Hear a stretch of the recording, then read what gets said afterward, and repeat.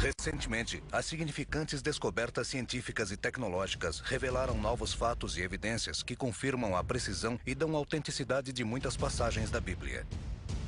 Os Segredos da Bíblia destaca essas novas tecnologias, assim como as recentes descobertas arqueológicas que confirmam as muitas histórias, afirmações e anotações encontradas na Bíblia. Cada exemplo é apresentado por estudiosos e peritos reconhecidos em suas áreas. Enquanto não é feita uma revisão de toda a Bíblia, este documentário estabelece a verdade científica que confirma certas partes dela, que milhões de pessoas já haviam aceitado pela fé e que agora são provadas com fatos concretos.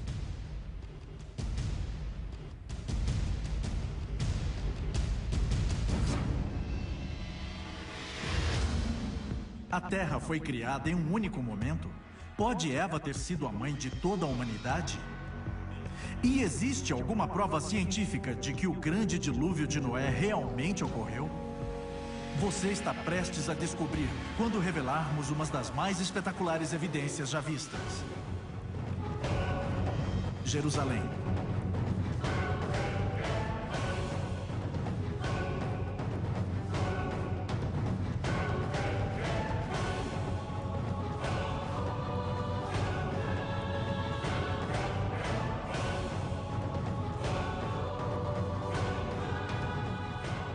Os Segredos da Bíblia. Espalhado em 3 continentes, em 3 línguas, por 40 autores diferentes durante um período de 1.500 anos, nenhuma coleção de literatura antiga é tão lida mundialmente, tão venerada e tão criticamente examinada quanto a Bíblia. Mas serão todas as palavras neste livro histórico as próprias palavras de Deus? As histórias contadas na Bíblia realmente aconteceram? E existe alguma evidência tangível que possamos ter em nossas mãos que prove que a Bíblia é verdadeira? Você está prestes a descobrir.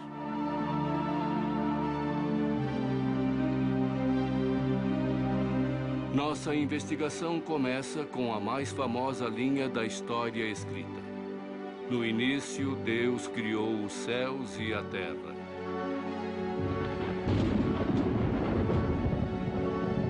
Mas isso é possível?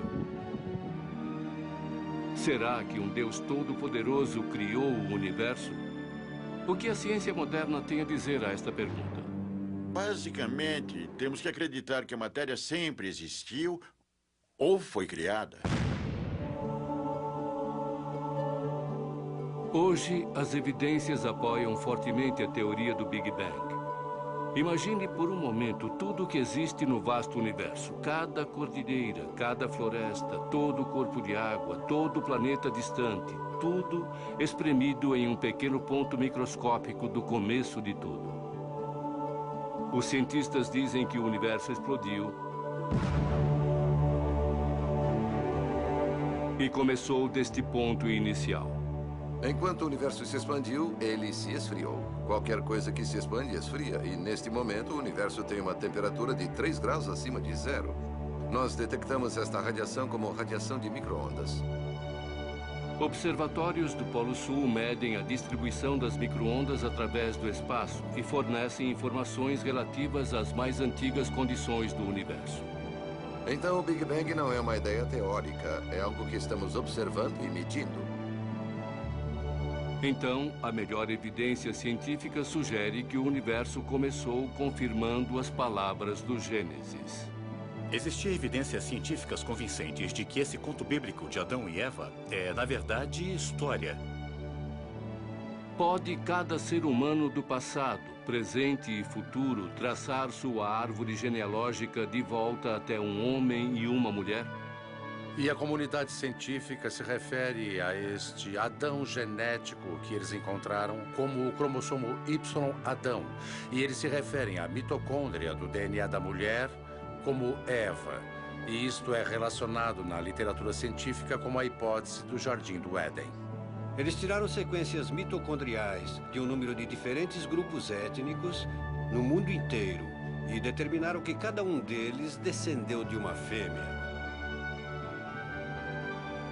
Poderia esta fêmea ser Eva, a primeira mulher criada no livro de Gênesis? A evidência é convincente. Você também poderia voltar pelo cromossomo Y e traçar uma linhagem por ele até Adão. E a ideia é basicamente a mesma. Olhando para as diferenças na sequência do cromossomo Y, cientistas realmente pesquisaram isso. Na verdade, muitos deles pesquisaram isso e determinaram que nós todos provavelmente viemos de um indivíduo.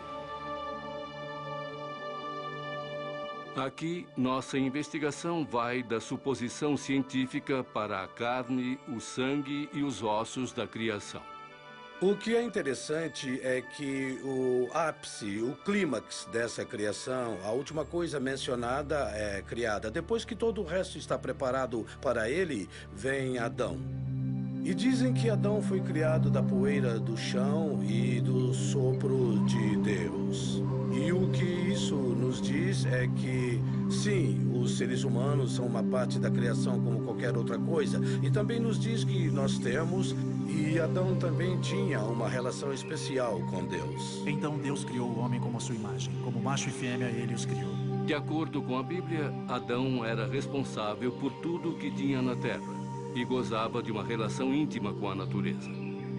Embora Adão vivesse em perfeita harmonia com a natureza, ele não era completo.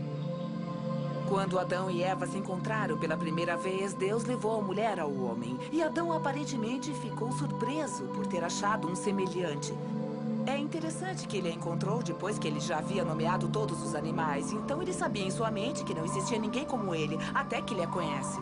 Quando Adão foi criado, ele foi criado como um robô. Adão tinha livre-arbítrio, então havia uma questão se ele ia obedecer a Deus ou não. Culturas antigas do deserto valorizam altamente o gosto das frutas. Não é nenhuma surpresa que o livro de Gênesis se utiliza da imagem de uma árvore frutífera para significar conhecimento. Eles estão na árvore do conhecimento sobre o bem e o mal, e a serpente que se chama de Satanás conquista Eva e a faz cair em tentação. A serpente se utiliza de uma estratégia em sua visita.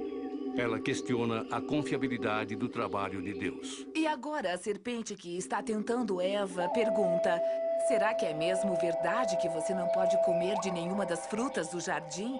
Então Eva diz: bom, me deixe ver ao certo. Não podemos tocar ou comer da árvore do conhecimento do bem e do mal. E é essa a função da árvore do conhecimento do bem e do mal, da qual Deus falou a Adão para que não comesse dela. Aqui é o ponto dessa questão. Não há nada de mal em comer da árvore do bem e do mal. A questão é: será que Adão vai obedecer a Deus, mesmo quando ele não entender as razões? Ou será que ele pensará que sabe mais do que Deus e comerá a fruta?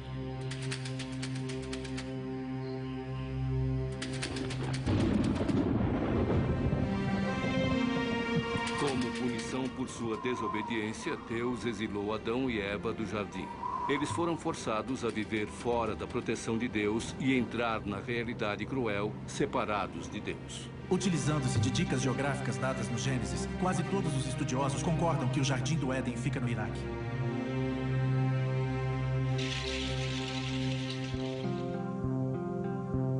De acordo com o livro de Gênesis, a expulsão do paraíso inicia um tempo de maldade sem precedentes. Baderna e violência correm soltas pela terra. Irmão assassina irmão. Este é o pano de fundo de uma das histórias mais controversas do Velho Testamento. A história de Noé e sua arca. Quando chegamos ao tempo de Noé, Deus havia sido paciente até este ponto, mas agora ele está determinado a pôr um fim à humanidade pecadora através de uma inundação. Eu trarei uma inundação de águas sobre a terra para destruir toda a carne, e tudo que está na terra irá morrer. Noé obedeceu a Deus e preparou sua família. A família de Noé carregou o barco com comida e com os animais que logo repovoariam a terra.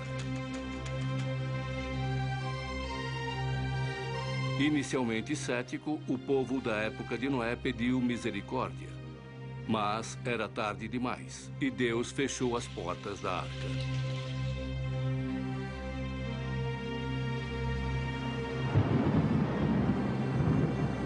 O Velho Testamento usa um cúbito como unidade de medida, e um cúbito mede 66 centímetros, e quando fazemos a conversão sobre o que lemos no livro de Gênesis, nós vemos que a arca era muito grande. Comprimento da arca, 137, largura 45, altura 22. As conversões deixam o tamanho da arca com 137 metros de comprimento, 45 de largura e 22 de altura. Fotos de satélite do Monte Ararat, na Turquia.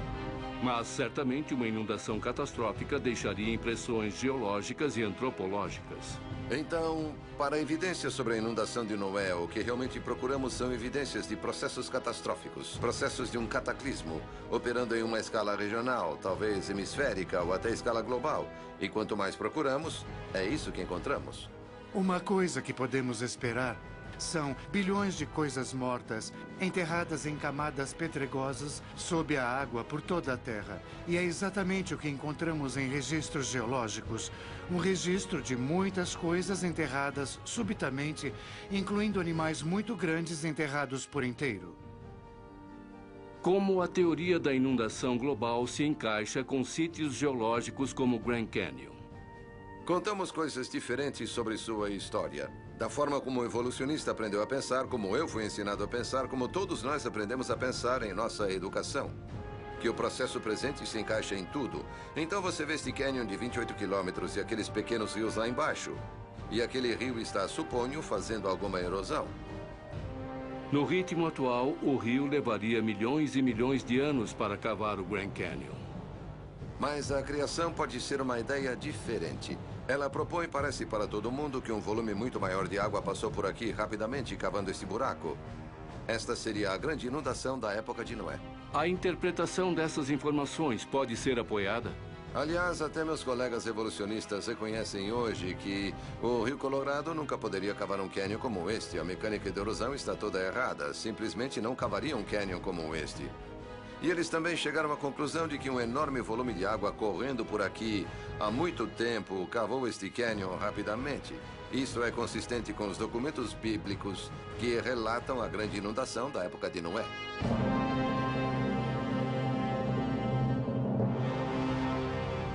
No próximo bloco, será que as cidades originais do pecado, Sodoma e Gomorra, existiram de verdade? E existem fantásticas profecias científicas no livro de Jó? O filho de Adão. Caim inventou a agricultura. Ele foi também o primeiro a ser assassinado. O livro de Gênesis. Os segredos da Bíblia. O Gênesis descreve Deus como brando quanto à ira, porém rápido e decidido em julgamento. Talvez nenhuma história do Velho Testamento demonstre a intensidade da cólera de Deus mais vividamente do que a tragédia de Ló e sua família. A história de Sodoma e Gomorra é sobre pecado e sobre punição. É sobre Deus decidindo que ele já teve o suficiente sobre a justiça e maldade e ele agirá, destruindo tudo. Após uma briga territorial com seu tio Abraão, Ló decidiu levar sua caravana para fora dos portões de Sodoma e Gomorra, um lugar conhecido por seus costumes terrivelmente pecaminosos. Por fim, Ló se dirigiu à cidade, mesmo Deus enviando mensagens de que Sodoma e Gomorra seriam devastadas por causa de seus pecados. Ló sofreu muito em Sodoma. Aqui estava ele entre todas essas pessoas que, como conta as histórias, eram muito más com os estrangeiros. Ele é um estrangeiro querendo se adaptar, mas sem obter sucesso. Podemos aprender com essa história. Então, quando os anjos vieram resgatá-lo, o resto da cidade o perseguiu. A família de Ló fugiu em pânico. Temos esta pequena informação de que a esposa de Ló decide olhar para trás, talvez em arrependimento ou pensando se realmente queria deixar aquele lugar, e ela se transforma num punhado de sal. A explicação mais óbvia para a destruição de Sodoma seria um evento sísmico. Um grande terremoto que liberou um monte de matéria. A Bíblia fala de muito fogo que acaba incendiando Sodoma. As evidências nesse sítio são de que os prédios estão queimados. Os arqueólogos acreditam que as ruínas de Sodoma e Gomorra descobertas a sudeste do Mar Morto estão sobre uma linha falha. As evidências sugerem que os prédios começaram a queimar pelos telhados. Os geólogos vão mais adiante. A pressão de um terremoto pode ter emitido betume e enxofre, substâncias presentes na área. A densa fumaça relatada por Abraão era compatível com o fogo de tal material. Sodoma e Gomorra são citadas em literaturas secundárias, todas entre o período do Segundo Templo e no período do Novo Testamento. São mencionadas especificamente no Gênesis Apócrifo, um dos pergaminhos do Mar Morto.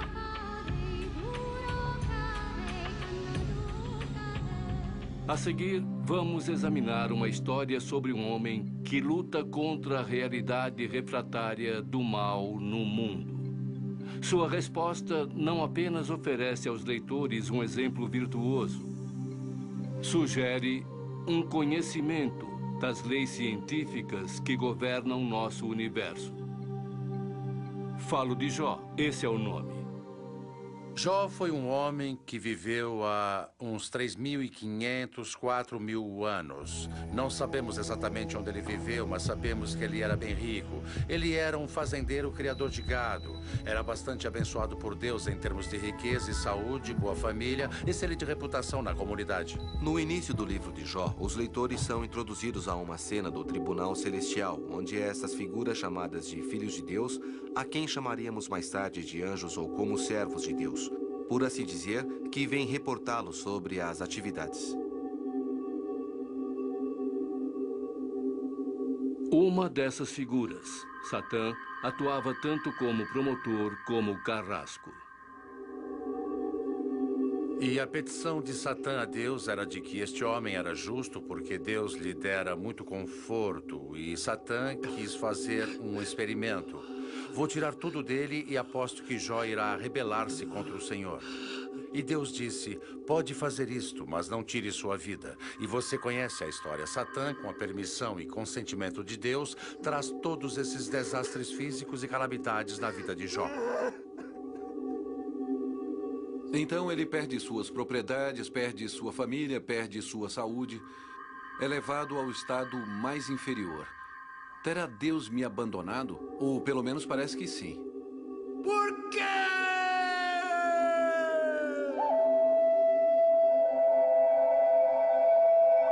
O livro de Jó presenteia os leitores com um antigo dilema ético. Por que coisas ruins acontecem a pessoas boas? Crentes em Deus podem passar por grandes sofrimentos, dificuldades e provações. Suas vidas podem ser destruídas. Isso não significa necessariamente que eles tenham feito alguma coisa de errado, ou que Deus os está julgando, trazendo provações ou dificuldades. Mas, na verdade, é a forma de Deus moldar o caráter das pessoas. O livro de Jó não só expressa valiosas verdades morais. Alguns cientistas acreditam que ele fala de futuras descobertas científicas. O livro de Jó fala sobre o começo do universo. E como um começo além da matéria, espaço e tempo. É o primeiro livro da Bíblia que fala sobre a expansão do universo. Foi Fred Hoyle, o famoso astrônomo britânico, que primeiro falou que a Bíblia é fantástica sobre o que diz a respeito da cosmologia. O passado do universo pode ser reconstituído a um começo da matéria, energia, espaço e tempo. Como um livro escrito há muitos séculos antes do advento da ciência moderna, poderia conter uma informação tão intrigante. Um dos temas dominantes que se vê no livro de Jó é sobre Deus criando a vida em seu melhor estado, em seu melhor projeto, mas não apenas a melhor forma de vida, mas também o melhor relacionamento ecológico. Em outras palavras, ele cria carnívoros para se relacionarem com herbívoros, para que os carnívoros só possam matar os fracos, os doentes e moribundos, ou quem o molesta, e não de forma que eles possam matar qualquer animal. As relações ecológicas são idealizadas. Os cientistas listam outras 10 profecias científicas sugeridas no livro de Jó. Elas cobrem assuntos nos campos da meteorologia, oceanografia, o estudo de animais pré-históricos e fósseis.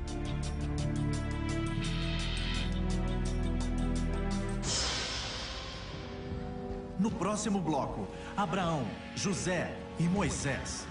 Estes homens são lendas ou realmente homens de carne e osso? A expressão "a pele dos meus dentes" vem do livro de Jó. Jó 19:20. Os segredos da Bíblia. No livro de Jó, os leitores presenciam atos fantásticos de fé. Apesar de Jó ter sofrido injustamente, ele se recusou a praguejar contra Deus. Pelo contrário, ele confiou nas misteriosas escolhas de Deus. E falando de fé, nenhum homem do Velho Testamento demonstrou sua fé tão destemidamente quanto Abraão. Através da maior parte da história da vida de Abraão, sua mulher Sara não consegue ter filhos, mesmo com os dois tentando isso por muitos anos. Então, é uma fonte de frustração para eles. Como é possível que Abraão seja pai de uma grande nação, quando depois de repetidos esforços e súplicas, sua mulher Sara continuava estéril? O milagre da promessa de Abraão é que muitos anos se passam e Sara não dá um filho a Abraão. Ela está quase com 90 anos antes de conceber este filho. E este milagre, sozinho, a incompreensibilidade de como uma mulher com 90 anos pode dar à luz a uma criança. É uma promessa, novamente, de que Deus agiu, de que Deus mantém as suas promessas. Abraão foi recompensado por sua fé constante. Ele recebeu seu tão esperado filho, o herdeiro de sua promessa. Abraão e Sara criaram Isaque para servir ao Senhor, enquanto o garoto servia como uma lembrança viva da lealdade de Deus. Mas Deus ainda não havia terminado com Abraão. Ele tinha outro pedido. Abraão, confuso, não hesitava em sua fé e preparou-se para obedecer a Deus. Satisfeito com a fé de Abraão, Deus interveio para fornecer um substituto. Abraão, não encoste um dedo no menino. Agora eu sei que teme a Deus, porque você não negou o seu filho a mim. Seus descendentes serão tão numerosos quanto as estrelas.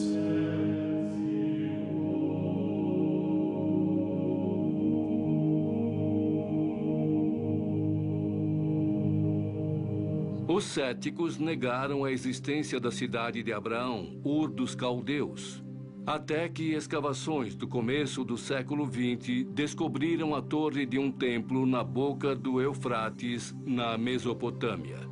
E o nome Abraão aparece em registros da Mesopotâmia. Agora, um dos descendentes mais famosos de Abraão é José, filho de Jacó. A história de José realmente decola quando Jacó dá a ele uma vestimenta especial.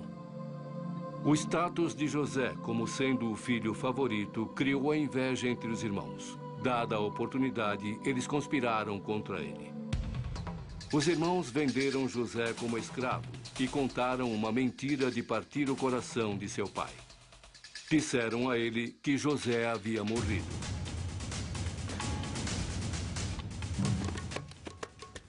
Chegando ao Egito, José foi vendido aos serviços de Potifar, um oficial do alto escalão do Egito. José progrediu servindo a Potifar, até que a esposa deste revelou apetite por José. Ela queria ficar íntima dele e José, obviamente, resiste às suas investidas. Mas ela fica tão aborrecida e arma para ele, resultando na prisão de José. A prisão foi brutal. mas Deus permaneceu com José durante seu tempo no cativeiro. O faraó, perturbado com seus sonhos recorrentes, procurava um intérprete. Seu copeiro se lembrou de José e o trouxe diante do faraó. O faraó forneceu a José os detalhes de seus sonhos. Milagrosamente, José interpretou os sonhos como um alerta profético da chegada de um ciclo de fome. O faraó, com problemas em lembrar seus sonhos, precisava de um intérprete. Seu copeiro Mor se lembrou de José e o trouxe diante do faraó. Este forneceu a José os detalhes de seus sonhos. Milagrosamente, José interpretou os sonhos como um alerta profético da chegada de um ciclo de fome. Aliviado, pois poderia preparar seu reino antecipadamente, o faraó recompensou José, elevando-o a segundo comandante. Alguns críticos questionam a história de José, sustentando que um estrangeiro nunca alcançaria um posto tão alto na corte egípcia. Mas os mais antigos dizem outra coisa. Sabemos de pessoas de origem estrangeira adotando costumes egípcios, chegando ao topo da pirâmide da administração egípcia. A história de José é ainda mais fascinante por ele ser um hebreu vivendo em um mundo egípcio. Mas ao longo do tempo, muitas gerações egípcias se esqueceram dos bons trabalhos de José. Na verdade, o faraó se sentia ameaçado pela crescente presença dos estrangeiros hebreus. Em um ataque de paranoia, o faraó manda que as parteiras afoguem os filhos dos escravos hebreus nas águas lamacentas do rio Nilo. É a partir destas tristes circunstâncias que temos a história de Moisés, o visionário legislador. Amram e Joquebede, pais de Moisés, colocaram-no em uma arca num pequeno barco feito de junco no rio Nilo e deixando seu destino nas mãos de Deus. Deus foi muito gentil, pois foi a filha do faraó que resgatou o cesto do rio. Este é o significado de Moisés, retirado das águas. E depois ele se tornou um príncipe na cadeia. Moisés foi educado e treinado na corte do faraó, onde cresceu com o rico conhecimento dos egípcios, matemática, filosofia, medicina e arquitetura. Embora Moisés tivesse sido criado na aristocracia, ele não podia negar sua origem hebreia. Os hebreus eram constantemente maltratados e culpados por causar problemas. Um dia, Moisés presenciou um momento que mudaria sua vida. Onde está o seu Deus? Ele merece morrer como um cachorro. Todo esse Cheio povo de indignação, merece ser Moisés tratado como executou cães. sua vingança. Impressionado, Moisés escondeu o corpo e seu crime sob a quente areia do deserto. Moisés era um homem marcado, é claro, agora que ele havia matado este oficial. Então ele foi à península do Sinai. Após passar 40 anos no Sinai, escondido como um pastor, Moisés teve um encontro com o divino.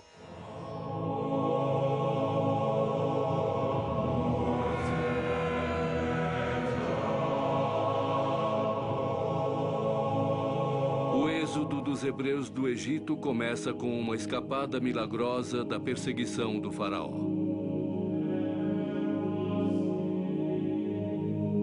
A fuga da escravidão para a terra prometida é marcada por desrespeito e desobediência a Deus.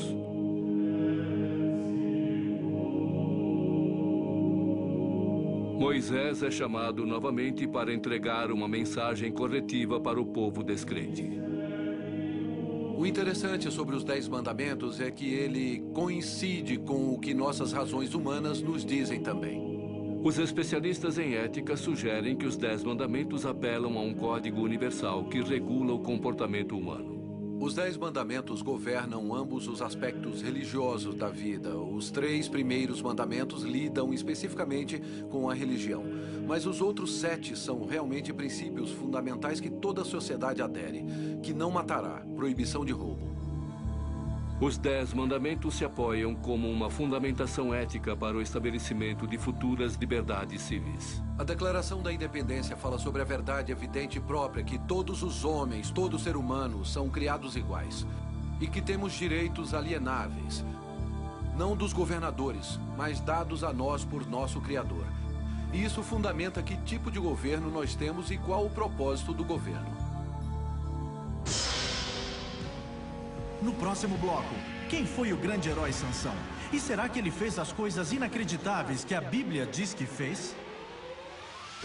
Sara é a mulher mais mencionada na Bíblia, 56 vezes.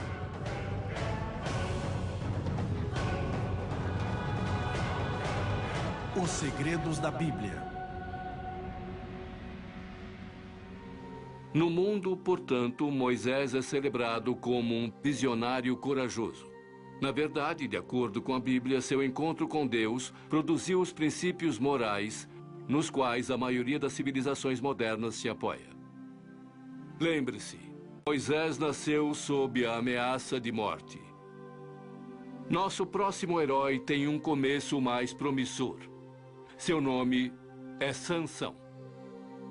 Quando Sansão nasceu, seus pais lhe passam o que chamamos de votos nazirenos.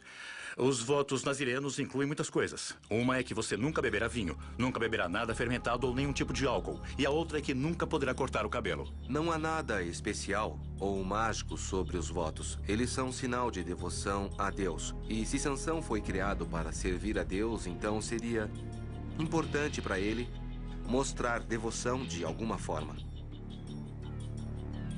Em uma época de opressão brutal, sob o domínio dos filisteus, Sansão emergiu como um líder de grande força física. O livro dos Juízes o julgam como um herói militar e um líder carismático. Alguém que mostra uma habilidade peculiar para lutar e para liderar os outros na batalha contra seus inimigos.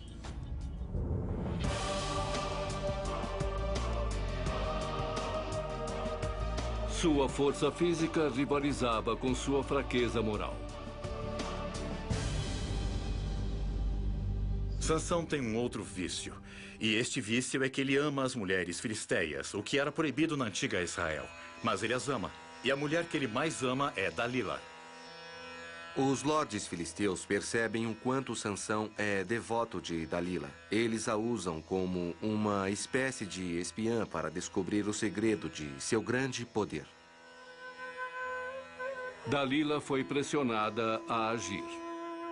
Em várias ocasiões, Dalila pressiona Sansão a contá-la porque ele é tão forte.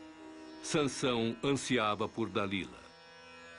No início, ele mente. Ele não revela a verdade sobre seus votos de Nazaré e no final ele ainda chega a jogar limpo. Mas ele diz a ela que o segredo de seu poder está em seu cabelo. E que se seu cabelo for raspado, então ele ficará fraco, como qualquer homem. Ele passa essa informação para os líderes dos filisteus. Eles vão até ele quando está dormindo na casa dela. Sansão então perde sua força sobrenatural, sua força dada por Deus. E eles conseguem amarrá-lo e arrancam-lhe os olhos.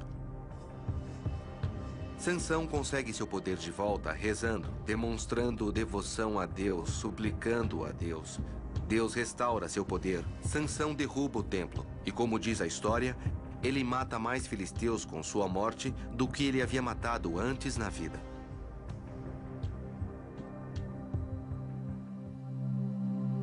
A busca de Sansão por prazer lhe custou sua liberdade. Mas as cordas dos filisteus não podiam amarrar sua determinação. Hoje o mundo procura por líderes que combinam a coragem e a força de uma pessoa como Sansão com a sabedoria e o senso crítico de um sábio. Todas estas qualidades podem ser encontradas neste último herói, Davi. Deus enviou Samuel a Belém para a família de Jessé para anunciar que Davi seria o próximo rei. A escolha de Deus por Davi foi estranha, porque não era um ancião. E também o que é que as pessoas procuravam? Elas procuravam pelo maior indivíduo, pelo mais forte. Davi logo teria a oportunidade de se provar competente como líder. E claro, esta é a famosa história de Davi e Golias. Davi novamente está de volta com as ovelhas, enquanto seus irmãos estão no exército lutando contra os filisteus. Mas os filisteus eram superiores tecnologicamente a Israel. Os filisteus usavam armas de ferro, portanto, deixando Israel em desvantagem tática. A única vantagem estratégica dos judeus era o controle das terras altas, dificultando o ataque dos filisteus. Os filisteus tinham recorrido a um costume antigo que era a Batalha dos Campeões. Então, eles colocaram o seu campeão Golias para desafiar um campeão de Israel. O rei Saul fez uma declaração a seus soldados. O homem que matar o gigante receberá riquezas, sua filha como esposa e viverá livre de impostos. Ainda assim, os soldados tinham medo. Ninguém quer enfrentá-lo. Então Davi chega para trazer o almoço para seus irmãos no campo de batalha e ele escuta que isto está acontecendo e fica pessoalmente ofendido, que ninguém tem coragem de lutar contra Golias. Não porque ele acha que consiga derrotar Golias com sua própria força, mas porque ele conhece o poder do seu Deus. Então Davi aceita o desafio e faz o que mais ninguém quer fazer, que é enfrentar Golias. Davi se jogou aos pés do destino divino. Agora Davi utilizou uma espécie de estilingue, uma funda, e imaginamos crianças brincando com estilingues, mas estas são armas de verdade. Os exércitos utilizavam estas armas e dentro do exército de Israel, os guerreiros benjaminitas eram peritos no uso da funda.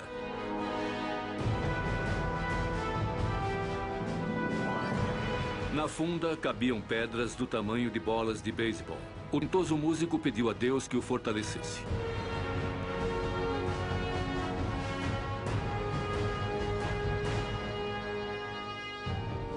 Os céticos discutem há muito tempo que Davi era uma lenda inventada por um bando de nômades inconsequentes. Até 1993, quando arqueólogos escavando no norte de Israel descobriram uma laje de pedra onde o nome de Davi está inscrito. Sendo, portanto, a primeira referência arqueológica de Davi fora do Velho Testamento.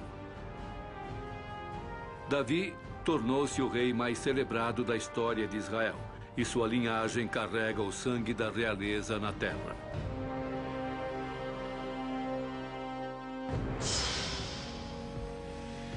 No próximo bloco, o que os cientistas escavaram nos anos 60 que prova a precisão da Bíblia? O primeiro livro da Bíblia, Gênesis, vem da palavra grega que significa início.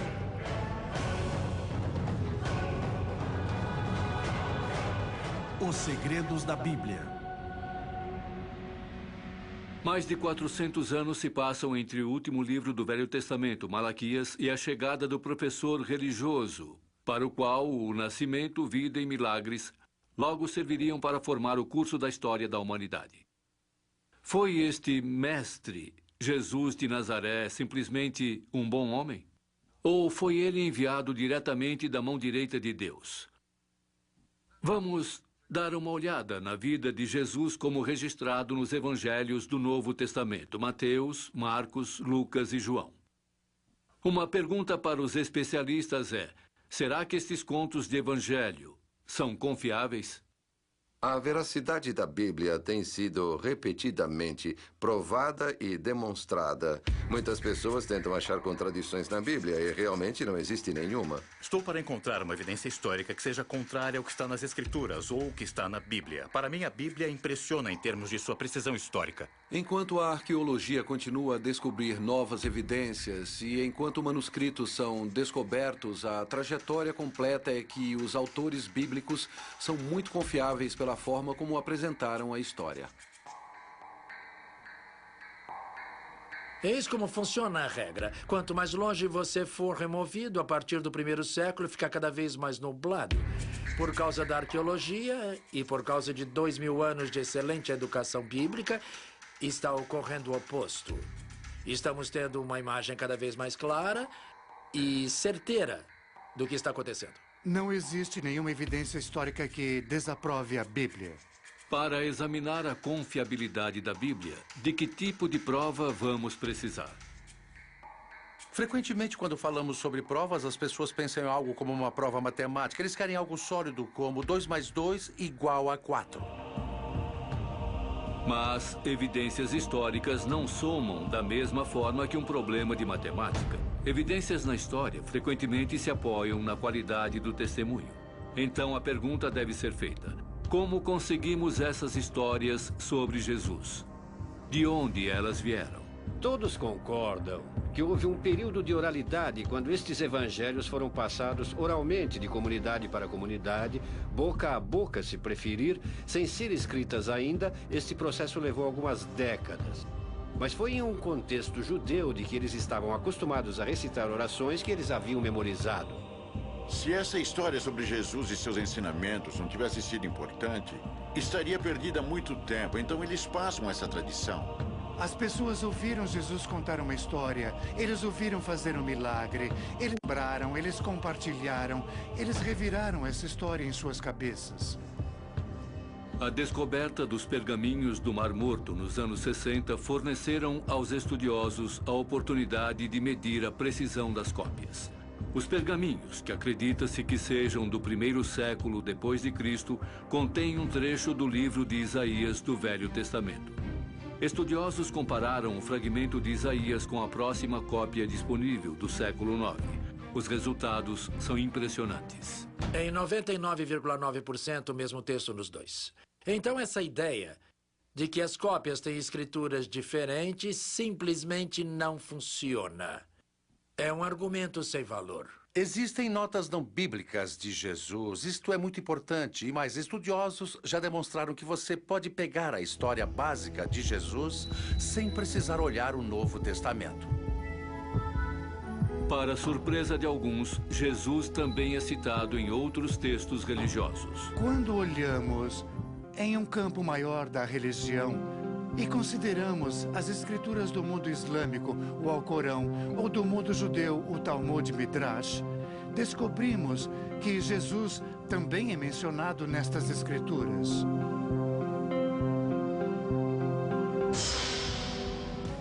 No próximo bloco, que provas existem de que Jesus realmente existiu?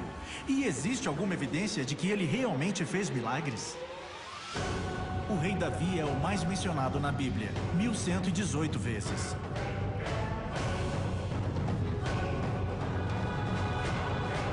Os segredos da Bíblia. Agora, desviamos nossa atenção para o conteúdo dos evangelhos. Que tipo de pessoa eles retratam? O que eles nos dizem sobre o próprio Jesus? Os evangelhos são biografias, mas não são biografias do senso moderno. Biografias modernas dependem de uma narrativa em primeira pessoa, gravações de áudio, gravações de vídeo e escrituras deixadas para trás pelo sujeito. Para que tipo de pessoa a veracidade da Bíblia tem sido repetidamente provada e demonstrada?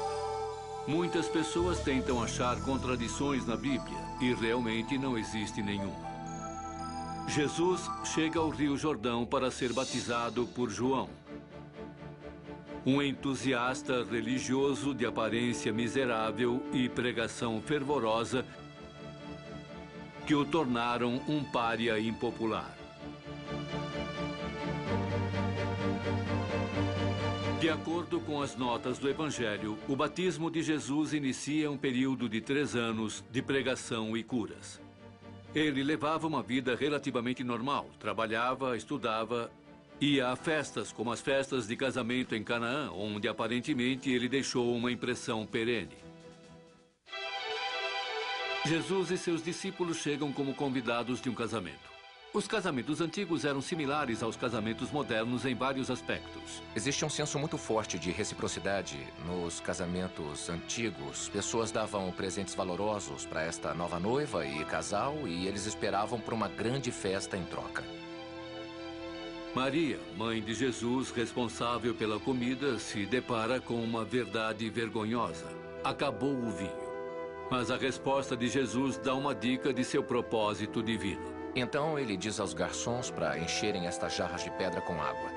Ele não diz para desviarem o olhar ou para saírem dali enquanto ele faz surgir um frasco ou uma poção e joga dentro da água. Ele simplesmente diz: está bem, Podem começar a servir o vinho. E a água vira vinho.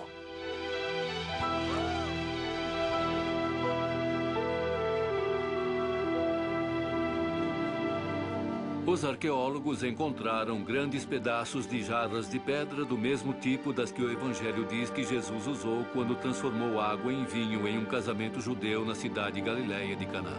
Acredita-se que esta igreja em Canaã é o local em que Jesus fez seu primeiro milagre.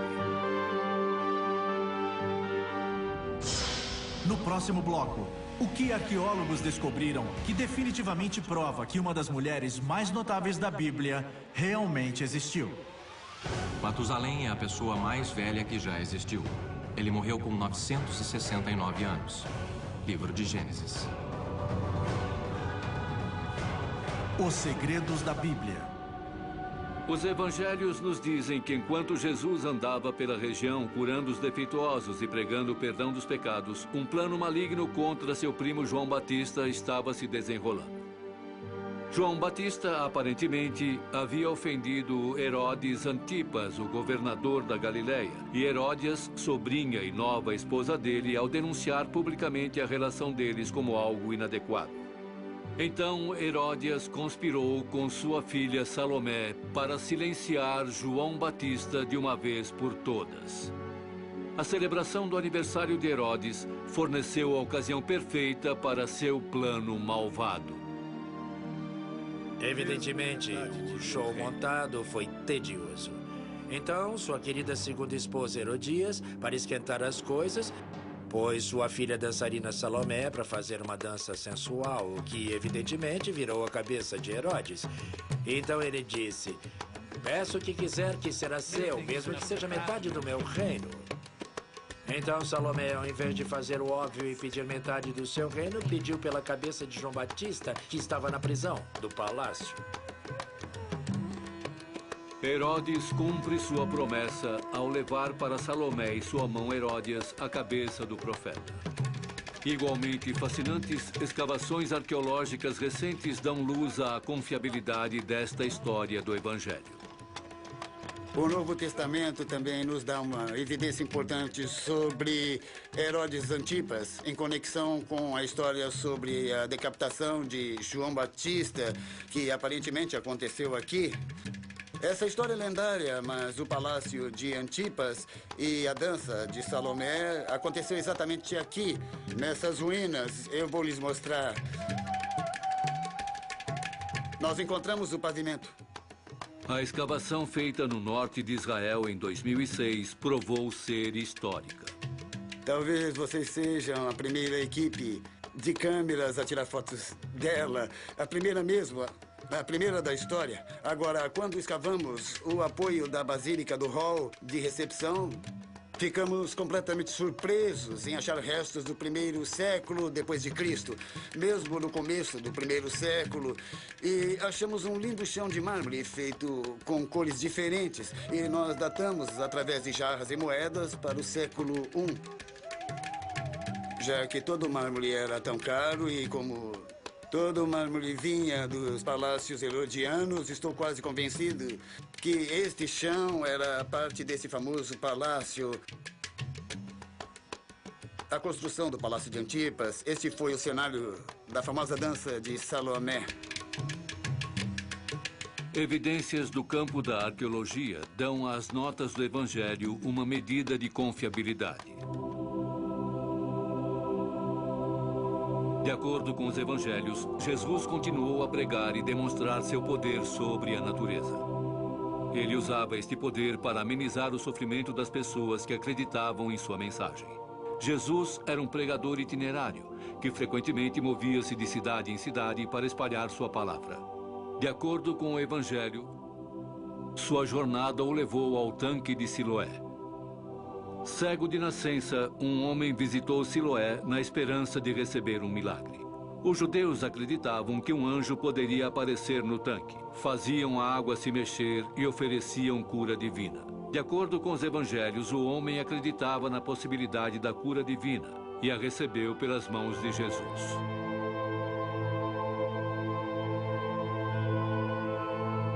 Mas existem evidências de que tal lugar existiu? Bem, agora as grandes e boas notícias. É somente um pouco mais longe, descendo as colinas em Siloé, nos subúrbios do sul de Jerusalém. Eles descobriram, é claro, a magnífica entrada da piscina. Os evangelhos descrevem Jesus exercendo autoridade sobre vários aspectos da natureza. Cada milagre que Jesus fazia aumentava o seu perfil e convencia mais ainda os seus discípulos de que ele era o Messias. Dentre os milagres de Jesus, um dos mais espetaculares é quando acalma a tempestade. Um dia, Jesus e seus discípulos estavam no mar da Galileia. Embora conhecessem o mar, uma terrível tempestade pôs os discípulos em um pânico amedrontador. No meio disso, os discípulos estão em pânico. As ondas estão batendo no barco e eles ficam com medo de que o barco irá se partir. Eles se apressam em acordar Jesus. Jesus se levanta para acalmar a tempestade e o medo dos discípulos.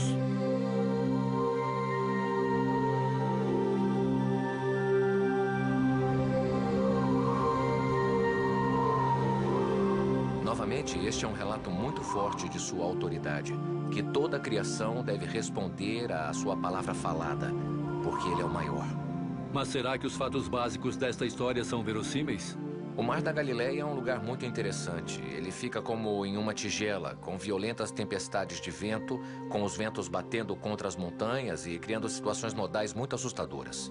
Uma das mais excitantes e recentes descobertas arqueológicas se passou na Galileia, onde um barco que Jesus e seus discípulos poderiam ter usado apareceu na primavera de 1986. O barco poderia comportar de 12 a 15 pessoas, a quantidade sugerida nos evangelhos. O barco tinha um espaço para dormir compatível com a nota do evangelho. No próximo bloco, novas e fascinantes evidências de que a crucificação de Cristo foi um verdadeiro evento histórico. E testemunhas que dizem que a ressurreição realmente aconteceu. A Bíblia foi originalmente escrita em 3 línguas: hebraico, grego e aramaico.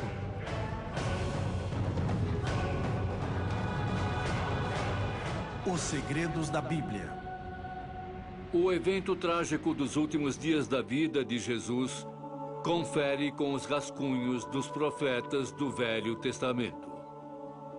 A paixão de Cristo, como é chamada, cativou bilhões de pessoas por séculos com sua descrição de partir o coração das últimas horas de Jesus na Terra.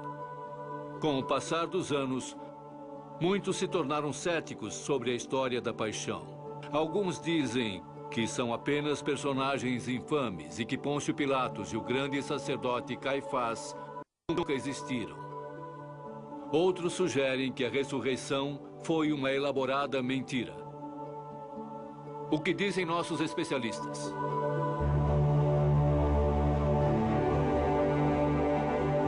Os últimos 4 dias da vida de Jesus, comumente referidos como a Paixão, passaram a ser uma das mais intrigantes e controversas partes dos evangelhos. Nos dias que antecedem sua crucificação, Jesus entrou de forma triunfal em Jerusalém. Enquanto passava pelos muros da cidade, espectadores saíam de suas casas para cumprimentá-lo e saudá-lo com folhas de palmeiras. Isso seria muito comumente conhecido hoje como Domingo de Ramos. A notícia da chegada de Jesus se espalhou rapidamente entre o alto clero judeu do Sinédrio. Eles viam o popular galileu como uma grande ameaça para seu controle do povo judeu. Caifás, o mais cético e cínico dos sinédrios, conspirou com o resto do conselho para pôr um fim à missão de Jesus. Na história do julgamento de Jesus, existe este homem, Caifás, um sacerdote. No começo dos anos 90, uma descoberta arqueológica significativa foi feita em um túmulo escavado na cidade de Jerusalém. Uma série de pequenas caixas, chamadas ossários, foram encontradas. Após o corpo de um ente querido ter sido completamente decomposto, a família reuniria os restos para guardá-los dentro dessas caixas de ossos. Para se lembrarem de quem eram os ossos em cada caixa, eles rabiscavam os nomes no fundo da caixa. Então, quando esse túmulo foi escavado, eles encontraram o nome Caifás. Os ossos que encontraram na caixa eram os ossos de um homem de 60 anos. O nome, a data e a inscrição no ossário incrivelmente batem com a descrição e a época do sacerdote judeu Caifás dos Evangelhos. Então, será que temos os ossos do sacerdote Caifás, a pessoa mencionada no julgamento de Jesus? É bem provável. Em sua primeira noite da Páscoa judaica, Jesus sentou com seus 12 discípulos para a festa de Páscoa, que ficou conhecida como a Última Ceia. É nessa refeição que Jesus revela aos seus apóstolos, de acordo com as Escrituras, que ele seria traído por um deles. Eu começaria pensando na paixão pelo jardim do pecado. Logo depois da Última Ceia, Jesus chegou ao jardim com 3 de seus discípulos favoritos: Pedro, João e Tiago. Quando Jesus foi ao Getsemane, depois da Última Ceia, ele foi lá para orar. O jardim de Getsemane era uma horta de olivas encostada aos pés de uma grande colina fora de Jerusalém.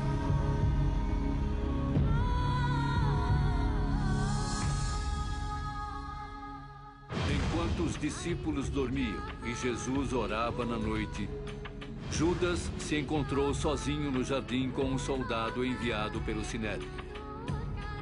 Judas havia combinado com o soldado que ele marcaria Jesus com um beijo da morte.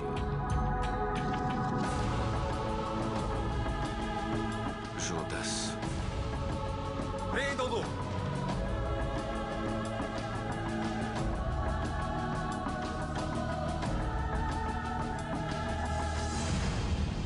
Jesus foi levado ao Sinédrio, na casa de Caifás.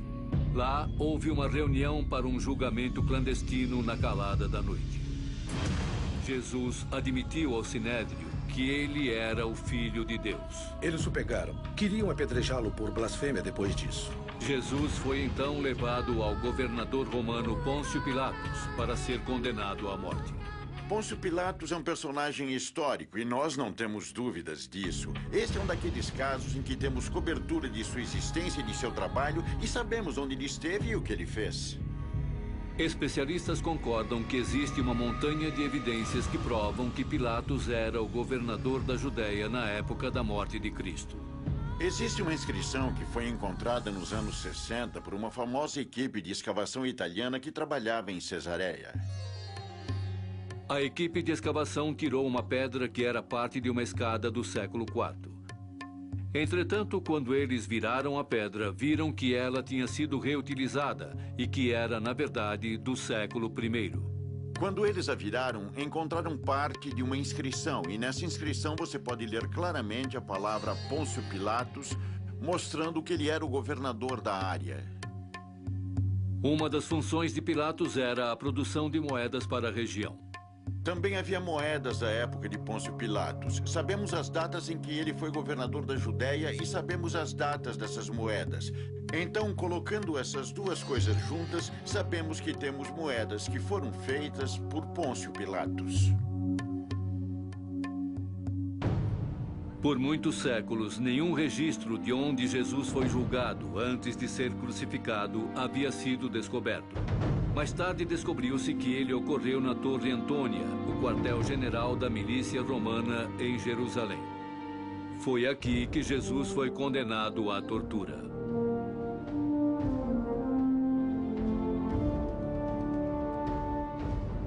Depois que tiraram suas roupas e o espancaram, os soldados colocaram uma coroa de espinhos na cabeça de Jesus para zombar dele.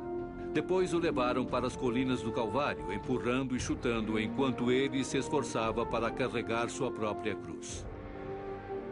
Este local de execução tinha o nome de Gólgota, o local da caveira.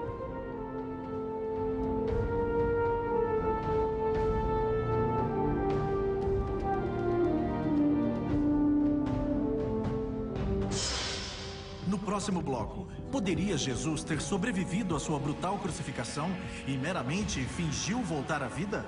Ou existem evidências científicas que provam o contrário?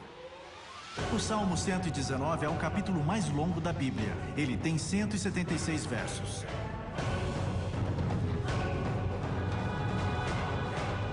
Os segredos da Bíblia. Todos vimos a crucificação de Jesus, retratada dramaticamente em pinturas, peças de teatro e também em filmes. Mas como alguém passa por esta forma tradicional de execução bárbara? Temos muitas evidências literárias de crucificações. Jesus não foi a única pessoa a ser crucificada. Era uma prática relativamente comum. Era uma execução horrível e costumava ser usada para o que era considerado um crime horrendo. A cruz usada na Palestina na época era mais parecida com o que chamam de cruz alta, e o que ele carregava seria a madeira horizontal apenas. A parte vertical já estava no chão. Enquanto Jesus se esforçava para subir as ruas irregulares e cheias de pedras de Jerusalém, sua condição física deteriorou. Jesus já estava próximo da morte quando carregava a sua cruz pelo Calvário. Conforme o volume de sangue cai, a pressão sanguínea também cai. Então os batimentos cardíacos aceleram, e podemos entender isso, pois Jesus está carregando a cruz até o Calvário. Ele não consegue se livrar disso. Quando Jesus chega ao topo da colina, foi jogado ao chão, e seus braços foram esticados contra a madeira horizontal e pregados na cruz. Ao contrário das crenças populares e descrições da crucificação, os pregos utilizados para prender Jesus na cruz não foram pregados na mão. Um prego atravessado na mão não aguentaria o peso do corpo. Ele rasgaria a pele e Jesus cairia da cruz. Eles eram fincados na base da mão, bem abaixo do que chamamos de palma. Assim não haveria forma de a pessoa se libertar. Não só o pulso era um bom local de ancorar, era também uma forma de maximizar a dor, pois um grande nervo passa pelo túnel carpal dentro do pulso. Este prego, ao atravessar, esmaga o nervo mediano, o que causa uma dor torturante, porque é pior do que bater o seu cotovelo ou um osso sensível. Isso não é nada comparado com o que aconteceria se você imaginar só batendo contra o cubital. O quanto seria pior se você pegasse um alicate e esmagasse o cubital. Toda vez que Jesus se endireitava para cima para aliviar o peso de seu corpo para que pudesse respirar, o prego pressionava o final do nervo, causando uma dor incrível. Conforme os romanos levantavam sua cruz e a encaixavam no chão, todo o peso dele era suportado por seus pulsos naqueles pregos. Literalmente, é uma experiência excruciante. E a palavra excruciante, ela vem do latim ex crucio e significa fora da cruz, ex crucio. Assim, a dor envolvida é muito grande. Para ter certeza de que o homem permanecesse na cruz e para ficar ainda mais difícil para ele subir para respirar, os romanos pregaram seus pés à madeira vertical da cruz. Arqueólogos fizeram uma fascinante descoberta quando acharam o ossário, ou caixa de ossos, de um homem com uns 20 anos, chamado Yohanan. A idade do carbono encontrado nos ossos provaram que Yohanan viveu e morreu na mesma época de Jesus. Quando começaram a tirar os ossos da caixa para organizá-los, eles encontraram algo muito incomum. No osso do tornozelo deste homem havia um prego de 20 centímetros atravessado, e havia porções de madeira mostrando que esse prego havia atravessado também uma madeira. Esta descoberta arqueológica forneceu aos historiadores evidências físicas de crucificações do século I. O processo inteiro é planejado pelos romanos para causar a maior quantidade de dor, a maior quantidade de humilhação. E é, na verdade, a mais horrível forma de execução feita pelo homem.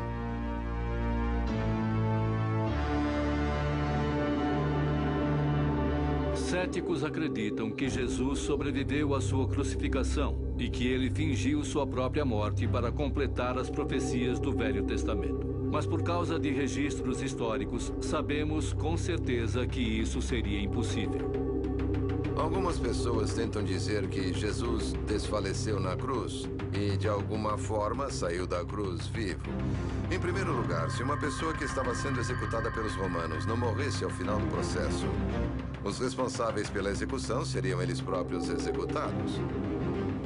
Em segundo lugar, de tudo o que acabei de descrever do processo, não havia qualquer possibilidade de que ele pudesse sobreviver a isso. Ele estava absolutamente, positivamente morto quando foi retirado da cruz. Qualquer ideia de que ele sobreviveu é completamente absurda.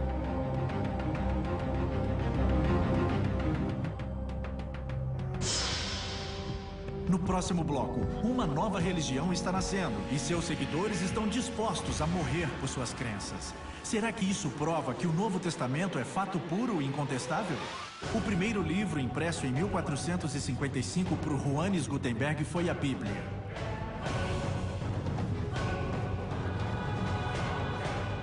Os segredos da Bíblia. Depois de confirmar sua morte, a família de Jesus e seus seguidores estavam ansiosos para lhe dar um enterro apropriado antes do pôr do sol no começo do sábado.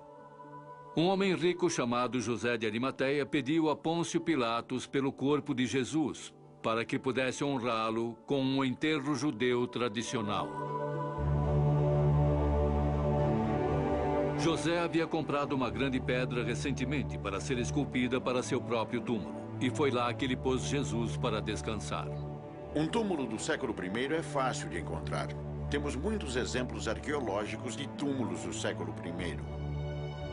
Uma pesada pedra em forma de roda foi posta na porta de entrada do túmulo e foi colocado um guarda romano em serviço na entrada, já que os sinédrios tinham medo de que os discípulos tentassem roubar o corpo e dizer que ele havia voltado à vida. Era lacrado na frente, tinha uma abertura pequena. Você precisava se curvar para entrar, e a primeira coisa que se via era uma sala grande e vazia. E também havia salas que se abriam para os lados, onde eram realizados os enterros. No domingo, Maria, mãe de Jesus, e Maria Madalena levaram temperos e óleos com a esperança de ungir o corpo de Jesus. Mas quando chegaram no local do túmulo, descobriram que a pedra havia sido rolada e o túmulo estava vazio. Maria e Maria Madalena foram recebidas por um anjo que lhes disse que Jesus de Nazaré acordou de sua morte e as instruiu para alertar Pedro e os discípulos que Jesus iria encontrá-los na Galileia. As mulheres não eram consideradas testemunhas confiáveis em tribunais. É, portanto, incomum que a primeira linha de testemunhos para a ressurreição de Jesus venha das mulheres nos evangelhos. O testemunho de uma mulher no século I não era nem válido, não tinha valor num tribunal. Se a igreja estava inventando a ressurreição, certamente não escolheria as mulheres para serem a primeira linha de defesa. Era quase uma certeza de que o túmulo foi encontrado vazio. A polêmica judia original contra a ressurreição presume que o túmulo estava realmente vazio. Tendo acordado da morte, Jesus primeiro apareceu para Maria Madalena.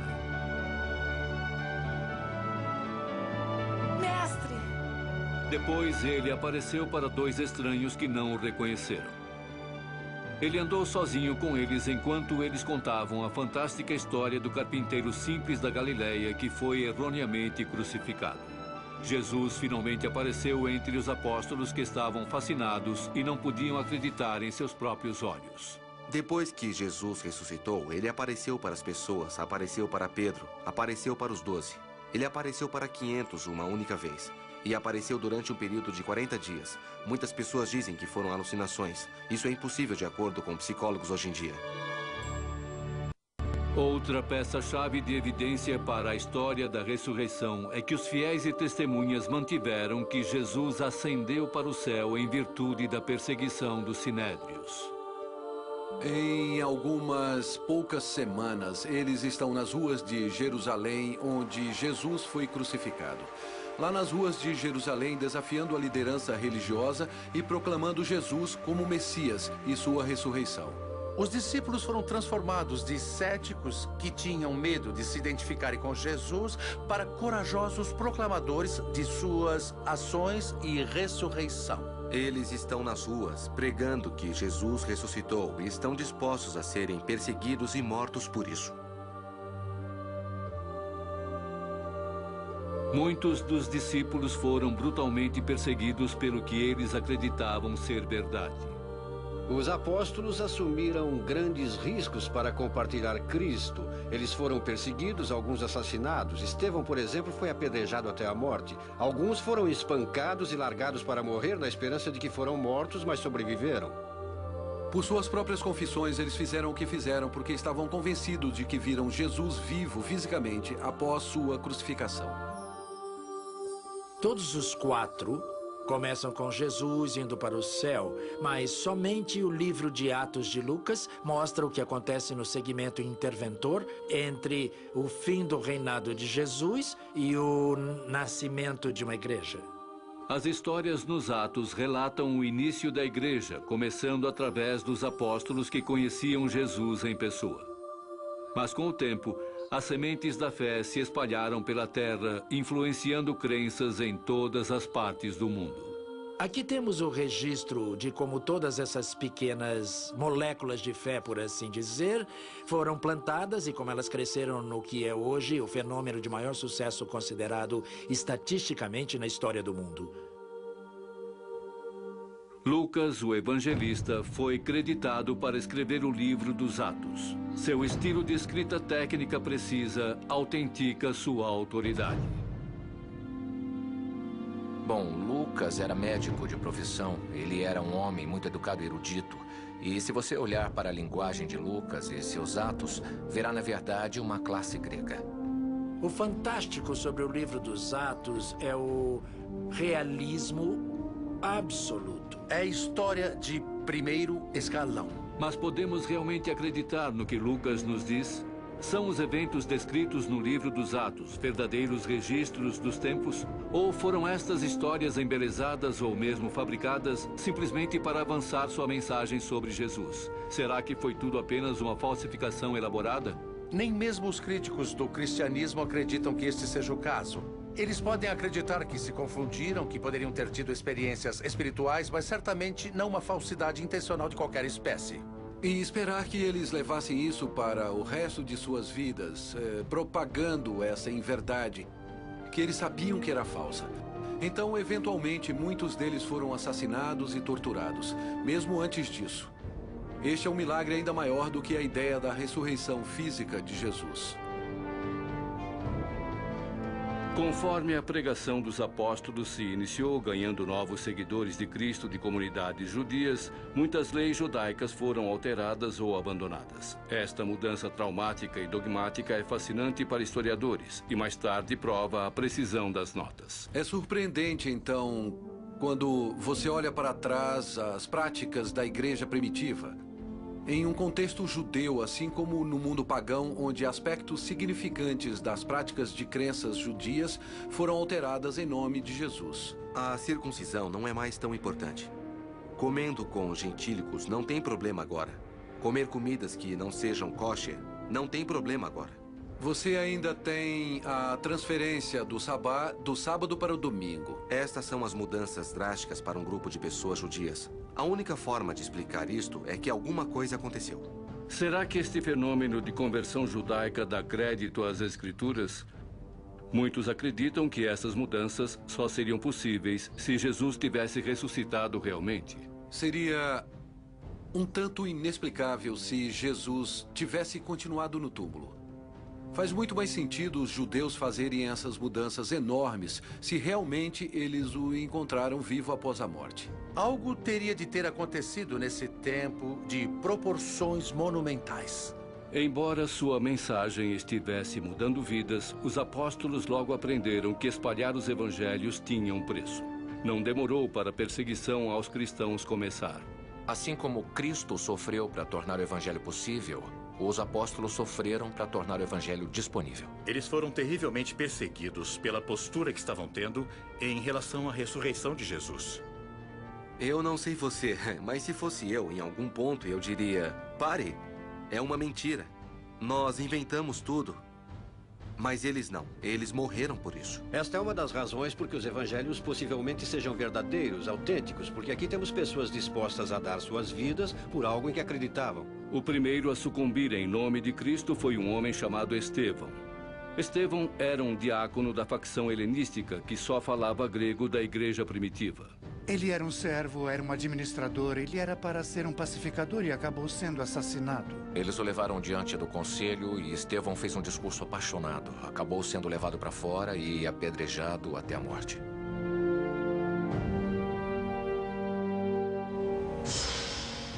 No próximo bloco, existe prova de que o monstro assassino Paulo viajou para Malta e Roma? A expressão "um cego guia outro cego" é, na verdade, do Evangelho de Mateus.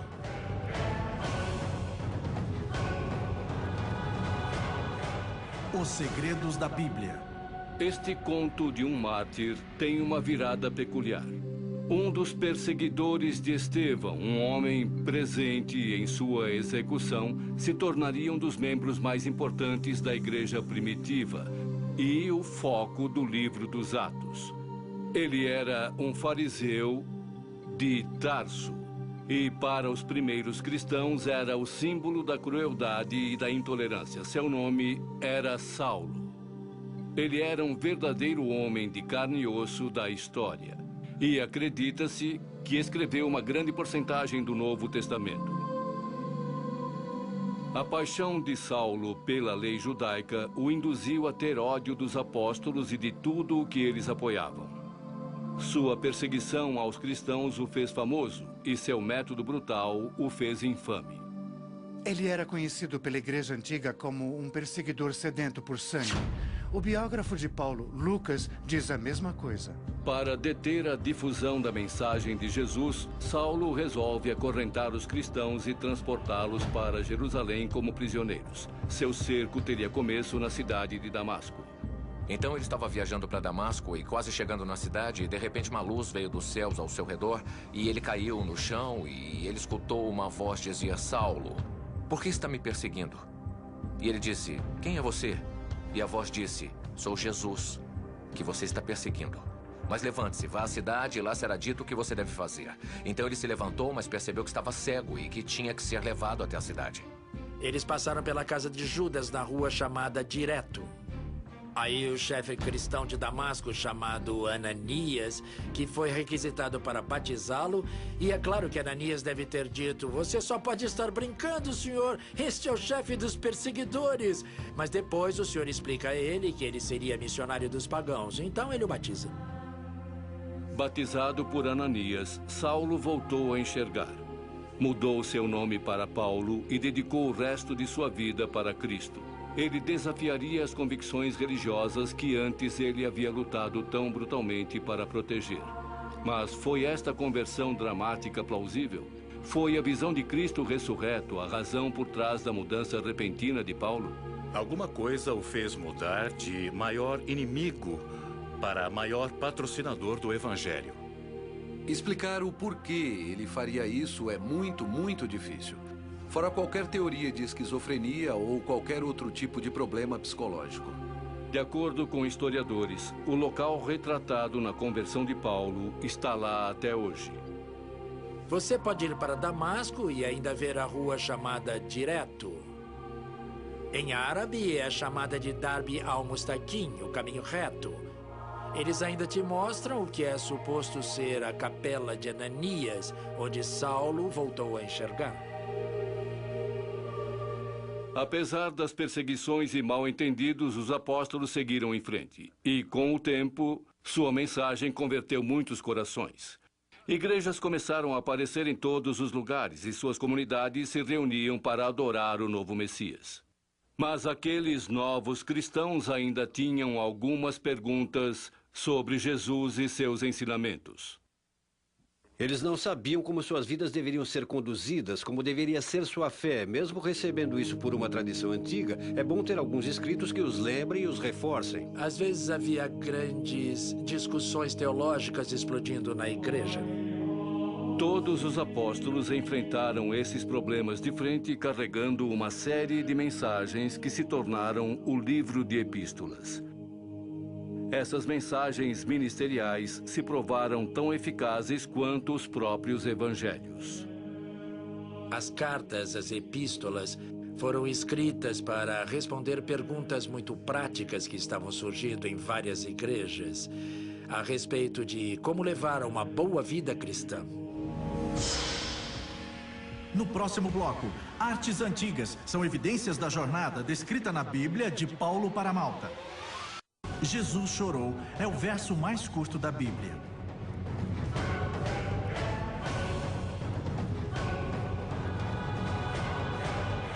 Os segredos da Bíblia. À medida que as cartas e ensinamentos dos apóstolos se espalharam pelo mundo antigo, as sementes do cristianismo germinaram. Mas o destino de Paulo estaria longe de ser florido.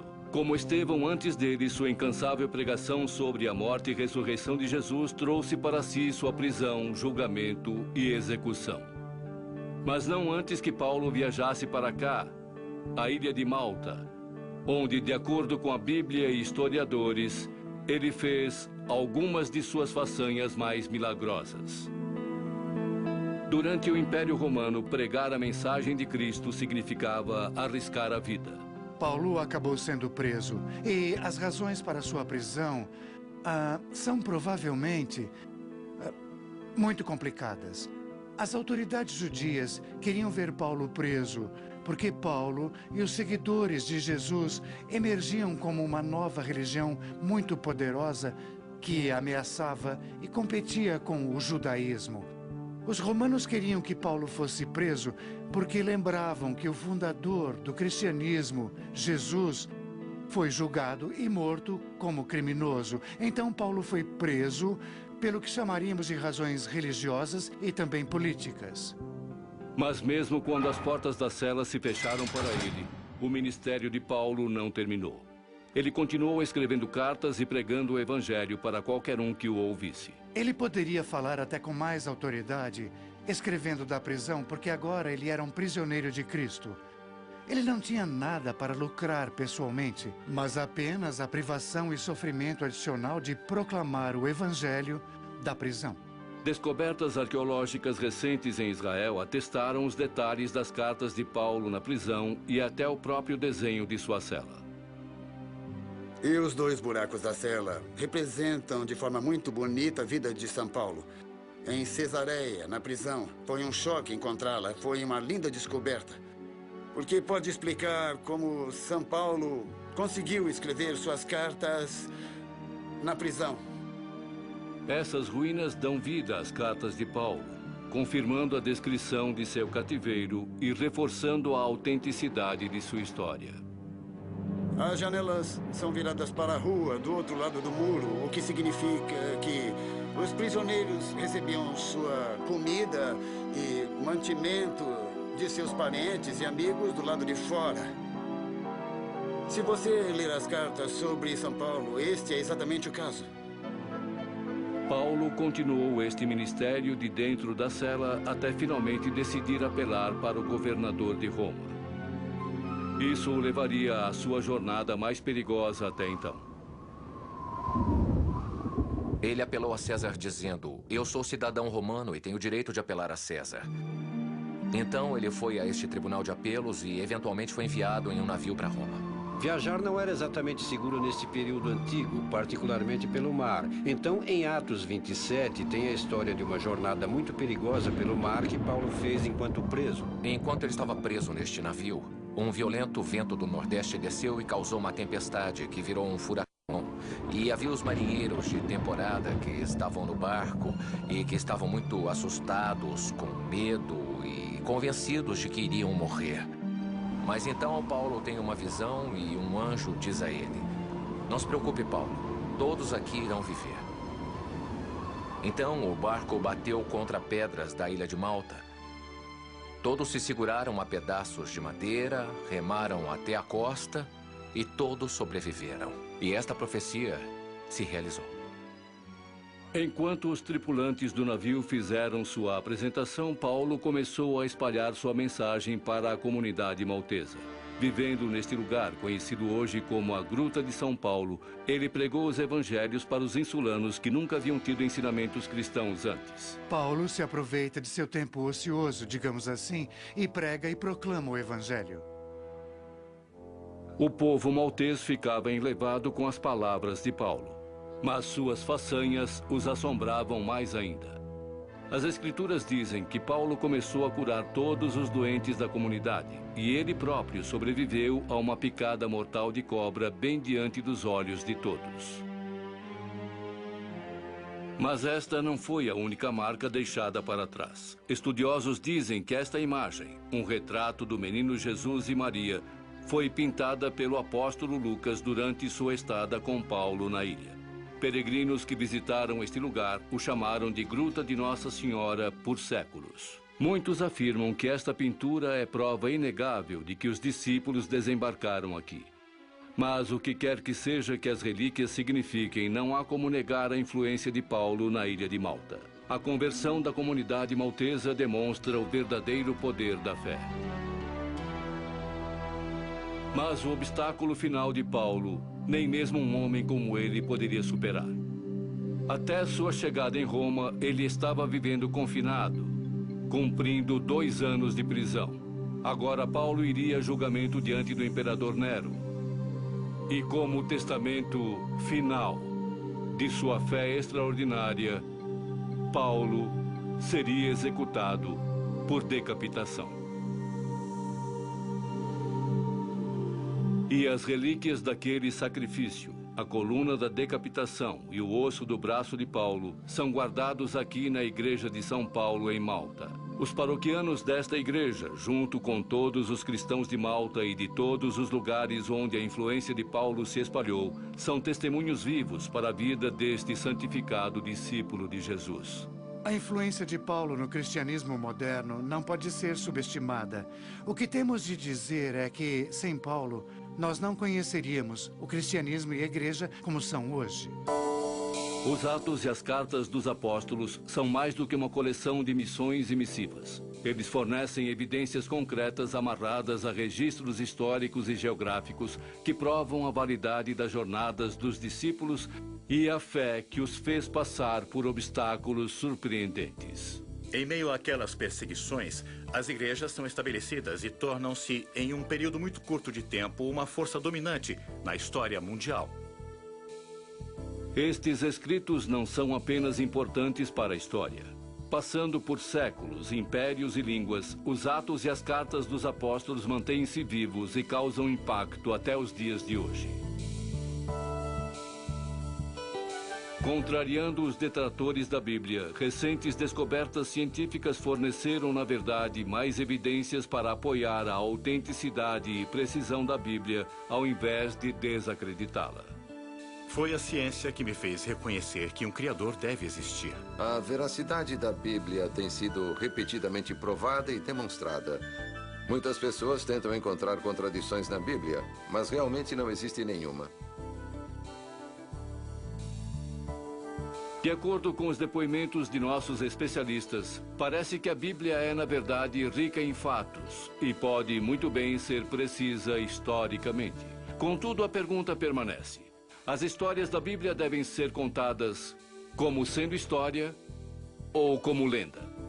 Somente você pode decidir. Entretanto, a nossa busca pela verdade nunca terá um fim. Como a própria vida, ela deve continuar.